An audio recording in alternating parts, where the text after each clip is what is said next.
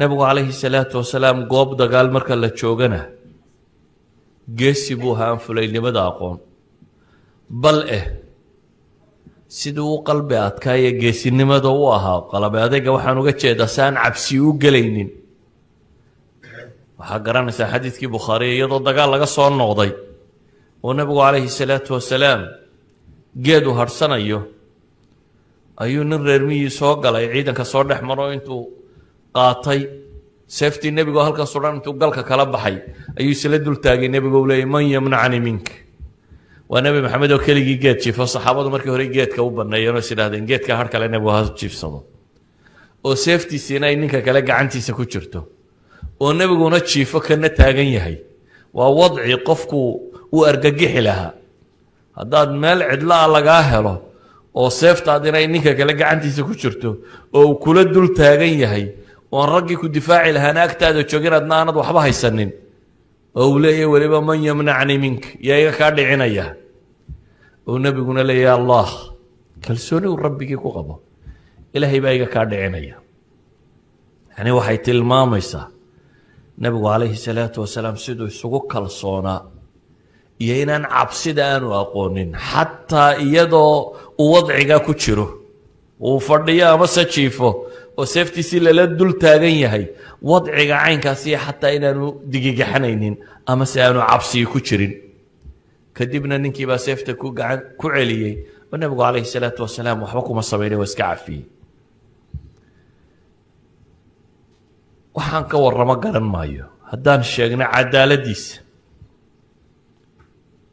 إلهي وحط المامي يا أيها الذين آمنوا كونوا قوامين بالقسط شهداء لله ولو على أنفسكم أو الوالدين والأقربين ورددوا عدالة سمية بالليل أيضا وآية هافارد يونيفرسيتي كلية دو قانون كي عنوان وقدقين صورين يعني أحسن تعبير عدالة كورمو إني تهي يقول المامي نبقى عليه الصلاة والسلام وعدالة سمينشري bal anagana cadaaladda haweenka intaynan cadaalad kaleba u gudbin ninkii guriga ku cadaalad sameeya dee xagga kalena ka cadaalad samayn karaa haddaad islaamaha iyo caruurta iyo intan u cadaalad samayso insha allah xagga kalena waad cadaalad samayn karaysa dulqaadkiisa iyo cadaaladiisa waxaa ku tusinaya haweenkuu nebigu qabay qaar ka mid ah way masayr badnaayeen qaarkood caaisha masirey bay ahayd iyadaana inaan ahayd intuu nebigu qabay markaasi 2 iyo 3 iyo baynu ka cabanaa waa 9 dumar ah dabeetana nebigu calayhi salaatu wasalaam guriga caasha buu yimi isagoo saxaabo kale la socdo waxoogaa cunno ay rabaan inay meesha ku cunaan umu salama oo haweenkuu nebigu qabay ka mid ah ayaa waxay ogeydee guryaha nebigaana aan cunno badani oolin markaa waxay istidhi armoo nimankaa nebiga la socday iyo rasuulka calayhi salaatu wasalaam ku filaan weyda waxoogaaga guriga caasho yaalla waxoogaa kale iyana intay soo samaysay ayay u soo dirtay guriga caaisha aragtay caaisha way masayrtayoo xeedhadii kale la siday intay dhagax qaaday bay ku kicisay waa ka kala tuurtay xeedhadii kale waa kala jebisay nebi maxamed hortiisa ayuu bagagac ku kala yidhi rag baa la fadhiya nebiga calayhi salaatu wasalaam caaishana waxay samaysay waa muuqataa nebiga hortiisa iyadoo dad uu la fadhiyo xeedhadii loo siday bay kala tuurtay labaanay u kala jebisay ma cadhoonin ma qaylinin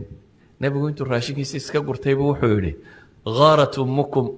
أمكم هو يدين واهناستي بو صحابتي كو يري نبي عليه الصلاة والسلام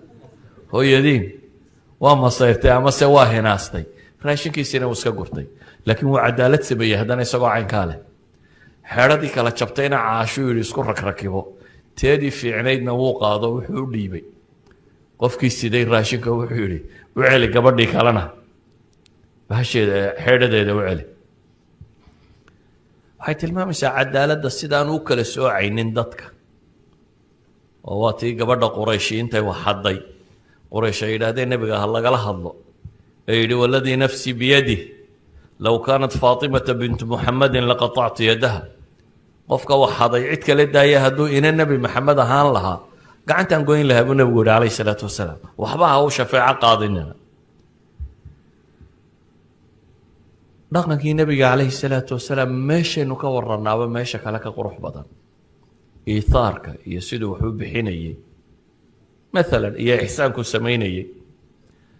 almiqdaad ibn alaswad saxaabiga la yidhaahdaa wuxuu yidhi aniga iyo laba ninoo kaloo ila socda ayaa nebiga soo waajahnay buu yidhi iyadoo gaajo daraaddeed aanan dhagaa wax ka maqlayn buu yidhi yacnii cahdu saxaaba ee koowaad waa soo qaxeen waa soo hijroodeen xoole iyo waxay haysteen oo dhan waa lagala hadhay magaalada madiino yar bay yimaadeen ahlu safa dad badan baa masaajidka nebiga iska joogay aan waxba haysanin dabeetana almiqdaad ibnu aswad wuxuu leeyahay aniga iyo laba nin oo kale annagoo gaajo daraaddeed dahabad asmaacunaa buu yihi wa absaarunaa min aljahd dhagahana wax ka maqlinin dhaana wax badan ka arkaynin ayuu nebiga isu soo bandhignay buu yidhi haddana baryadana waa ka xishoonayeen iyagoo caynkaasiya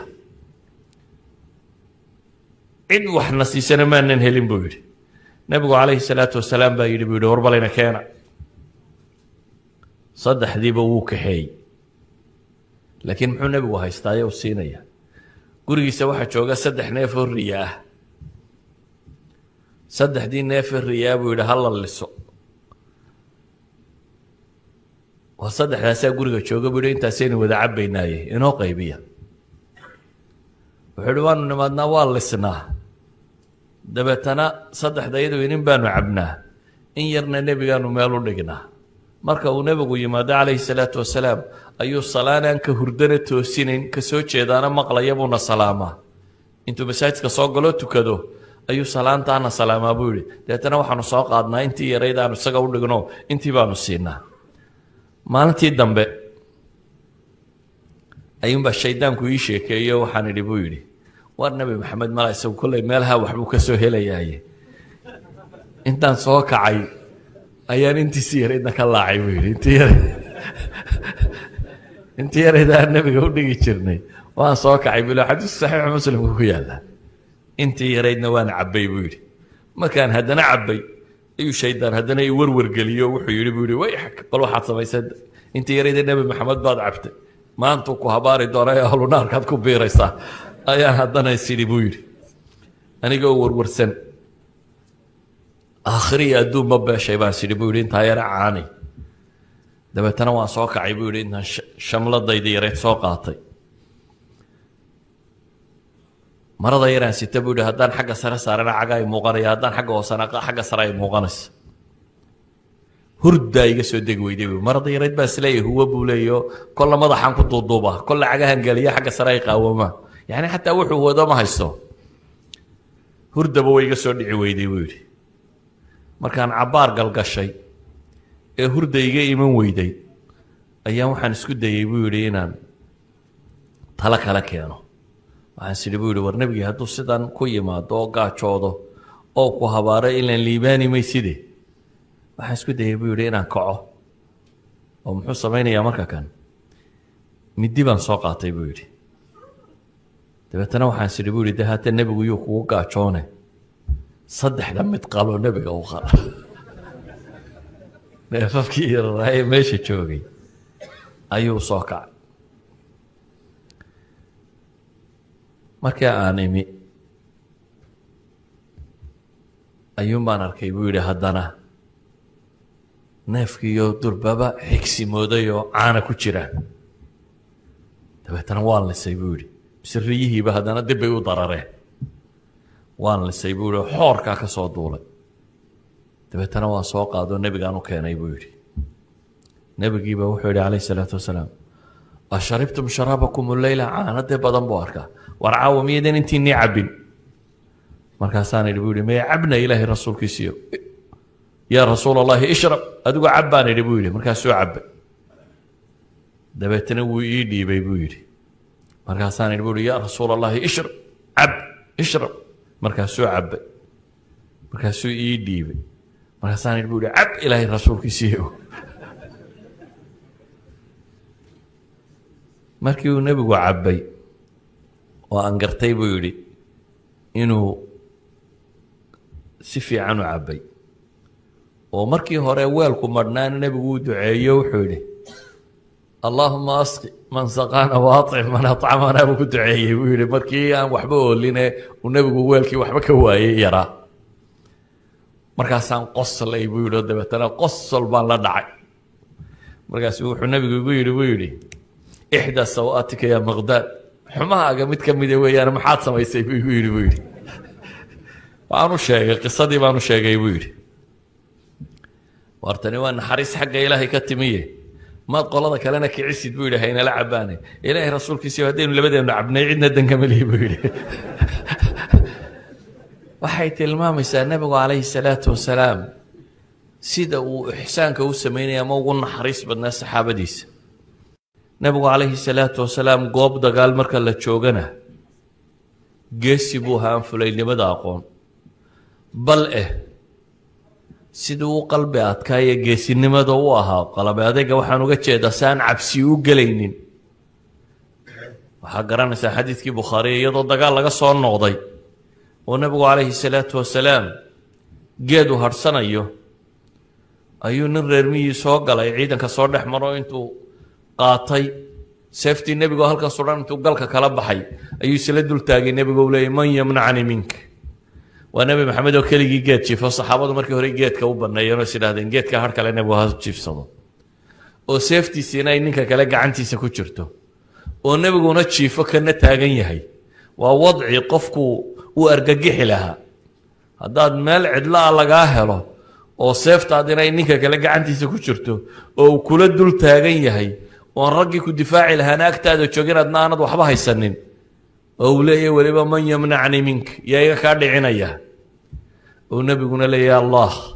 kalsooni uu rabbigii ku qabo ilaahay baa iga kaa dhicinaya yani waxay tilmaamaysaa nebigu calayhi salaatu wasalaam siduu isugu kalsoonaa iyo inaan cabsida aanu aqoonin xataa iyadoo uu wadcigaa ku jiro uu fadhiyo amase jiifo oo seeftiisii lala dul taagan yahay wadciga caynkaasi xataa inaanu digigaxanaynin amase aanu cabsigi ku jirin kadibna ninkiibaa seefta ku celiyey oo nebigu calayhi salaatu wasalaam waxba kuma samaynay waa iska cafiyey waxaan ka warramo garan maayo haddaan sheegna cadaaladiisa ilaahay wuxuu tilmaamayaa yaa ayuha aladiina aamanuu kunuu qawaamiina bilqisti shuhadaءa lilahi walow calى anfusikum aw lwaalidayni walaqrabiin wardada u cadaalad sameeya baa la yidhi aayadda tan waa aayadda harvard university kuliyadooda qaanuunkay cinwaan uga dhigeen sureen yani axsan tacbiir cadaalad ka waramo inay tahay iyagoo tilmaamaya nebigu calayhi salaatu wasalaam waa cadaalad samayn jiray bal aneegna cadaaladda haweenka intaynan cadaalad kaleba u gudbin ninkii guriga ku cadaalad sameeya dee xagga kalena ka cadaalad samayn karaa haddaad islaamaha iyo caruurta iyo intan u cadaalad samayso in sha allah xagga kalena waad cadaalad samayn karaysa dulqaadkiisa iyo cadaaladiisa waxaa ku tusinaya haweenkuu nebigu qabay qaar ka mid ah way masayr badnaayeen qaarkood caaisha masirey bay ahayd iyadaana inaan ahayd intuu nebigu qabay markaasi 2 iyo 3 iyo baynu ka cabanaa waa 9 dumar ah dabeetana nebigu calayhi salaatu wasalaam guriga caasha buu yimi isagoo saxaabo kale la socdo waxoogaa cunno ay rabaan inay meesha ku cunaan umu salama oo haweenkuu nebigu qabay ka mid ah ayaa waxay ogeydee guryaha nebigana aan cunno badani oolin markaa waxay istidhi armoo nimankaa nebiga la socdaiyo rasuulka calayhi salaatu wasalaam ku filaan weyda waxoogaaga guriga caasho yaalla waxoogaa kale iyana intay soo samaysay ayay u soo dirtay guriga caaisha aragtay caaisha way masayrtayoo xeedhadii kale la siday intay dhagax qaaday bay ku kicisay waa ka kala tuurtay xeedhadii kale waa kala jebisay nebi maxamed hortiisa ayuu bagagac ku kala yidhi rag baa la fadhiya nebiga calayhi salaatu wasalaam caaishana waxay samaysay waa muuqataa nebiga hortiisa iyadoo dad uu la fadhiyo xeedhadii loo siday bay kala tuurtay labaanay u kala jebisay ma cadhoonin ma qaylinin nebigu intuu raashinkiisa iska gurtaybu wuxuu yidhi gaarat ummukum hooyadiin waa hinaastay buu saxaabadii ku yidhi nebigu calayhi salaatu wasalaam hooyadiin waa masayrtay amase waa hinaastay raashinkiisiina uu iska gurtay laakiin wuu cadaalad sameeyey haddana isagoo caynkaa leh xeedhadii kala jabtayna caashuu yidhi isku ragrakibo teedii fiicnaydna wuu qaado wuxuu u dhiibay qofkii siday raashinka wuxuu yidhi u celi gabadhii kalena bahasheeda xeedhadeeda u celi waxay tilmaamaysaa cadaaladda sidaan u kala soocaynin dadka oo waa tii gabadha qurayshi intay wax hadday quraysh ay yidhaahdeen nebiga ha lagala hadlo ee yidhi waladii nafsii biyadih low kaanat faatimata bintu muxamadin laqatactu yadaha qofka wax haday cid kale daaya hadduu ina nebi maxamed ahaan lahaa gacantaan goyn lahaa buu nebigu yidhi calayhi salaatu wasalaam waxba ha u shafeeco qaadinina dhaqankii nebiga calayhi salaatu wasalaam meeshaynu ka waranaaba meesha kale ka qurux badan iithaarka iyo siduu wax u bixinayey maalan iyo ixsaanku samaynayey almiqdaad ibn alaswad saxaabiga la yidhaahdaa wuxuu yidhi aniga iyo laba ninoo kaloo ila socda ayaa nebiga soo waajahnay buu yidhi iyadoo gaajal daraaddeed aanan dhagaa wax ka maqlayn buu yidhi yacni cahdu saxaaba ee koowaad waa soo qaxeen waa soo hijroodeen xoole iyo wixay haysteen oo dhan waa lagala hadhay magaalada madiino yar bay yimaadeen ahlu safa dad badan baa masaajidka nebiga iska joogay aan waxba haysanin dabeetana almuqdaad ibnu aswad wuxuu leeyahay aniga iyo laba nin oo kale annagoo gaajo daraaddeed dahabad asmaacunaa buu yihi wa absaarunaa min aljahd dhagahaana wax ka maqlinin dhaana wax badan ka arkaynin ayuu nebiga isu soo bandhignay buu yidhi haddana baryadana waa ka xishoonayeen iyagoo caynkaasiya cid waxna siisana maanan helin buu yidhi nebigu calayhi salaatu wasalaam baa yidhi buu yidhi warbalayna keena saddexdiiba wuu kaxeeyey laakiin muxuu nebigu haystaaye u siinaya gurigiisa waxaa jooga 3 neef oo riya ah 3dii neef ee riyaa buu yidhi hala liso waa 3daasaa guriga jooga buu yidhi intaasaynu wada cabbaynaaye inoo qaybiya wuxuu yidhi waanu nimaadnaa waa lisnaa dabeetana 3da iyadu inin baanu cabnaa in yarna nebigaanu meel u dhignaa marka uu nebigu yimaado calayhi salaatu wasalaam ayuu salaanaan ka hurdana toosinayn ka soo jeedaana maqlaya buuna salaamaa intuu masaajidka soo galo tukado ayuu salaantaana salaamaa buu yidhi dabeetana waxaanu soo qaadnaa intii yarayd aanu isaga u dhigno intii baanu siinaa maalintii dambe ayuunbaa shaydaanku ii sheekeeyo waxaan idhi buu yidhi waar nebi maxamed mala isagu kolley meelaha waxbuu ka soo helayaaye intaan soo kacay ayaan intiisi yaraydna ka laacay buu yidhi intii yarayd aan nebiga u dhigi jirnay waan soo kacay buu xadiisku saxiixu muslimku ku yaalla intii yaraydna waan cabbay buu yidhi markaan haddana cabbay ayuu shaydaan haddana i warwargeliyo wuxuu yidhi buu yidhi wayxak bal waxaad samaysay intii yaraydee nebi maxamed baad cabtay maantuu ku habaari doona ee ahlu naarkaad ku biiraysaa ayaan haddana isidhi buu yidhi anigoo warwarsan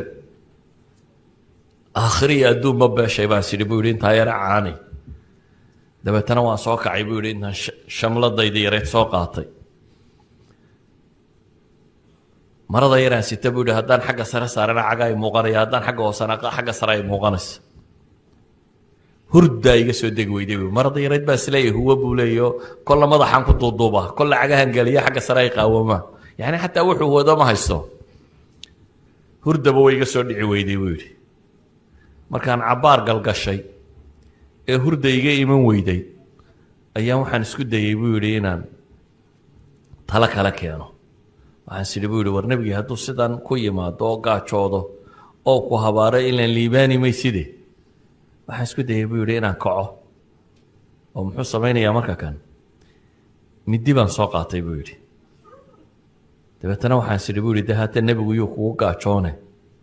3 mid qaloo nebiga u qala neefafkii yaraaye meesha joogay ayuu soo kacay markii aan imi ayuun baan arkay buu yidhi haddana neefkiiyo durbaba xigsimooday oo caana ku jira. dabeetana waan lisay buu yidhi, mise riyihiiba haddana dib bay u darareen. waan lisay buu yidhi, xoorkaa ka soo duulay. dabeetana waan soo qaadoo nebigaan u keenay buu yidhi. nebigiiba wuxuu yidhi calayhi salaatu wasalaam, asharibtum sharaabakum alleyla? caana dee badan buu arkaa, war caawa miyadan intiinii cabbin? markaasaan idhi buu yidhi, maya cabna ilaahay rasuulkiisiyo. yaa rasuul allahi ishrab, adigu cab baan idhi buu yidhi. markaasuu cabbay. dabeetana wuu ii dhiibay buu yidhi. markaasaan idhi buu yidhi, yaa rasuul allahi ishrab, cab, ishrab. markaasuu cabbay. markaasuu ii dhiibay. markaasaan idhi buu yidhi, cab ilaahay rasuulkiisiyo. markii uu nebigu cabbay oo aan gartay buu yidhi inuu si fiican u cabbay, oo markii hore weelku madhnaana nebigu uu duceeyo wuxuu yidhi, allaahuma asqi man saqaana wa aطcim man acamana buu ku duceeyey buu yidhi. markii aan waxba ooline uu nebigu weelkii waxba ka waayey yaraa. markaasaan qoslay buu yidhi, oo dabeetana qosol baan la dhacay. markaasu wuxuu nebigu igu yidhi buu yidhi, ixdaa sawaatika yaa miqdaad, xumahaaga mid ka mida weeyaan, maxaad samaysay buu igu yidhi buu yidhi. waan u sheegay, qisadii baan u sheegay buu yidhi. wartani waa naxariis xagga ilaahay ka timiye, maad qolada kalena kicisid buu yidhi, haynala cabbaane. ilaahay rasuulkiisiyo haddaynu labadeennu cabnay cidna dankamalihi buu yidhi. waxay tilmaamaysaa nebigu calayhi salaatu wasalaam sida uu ixsaanka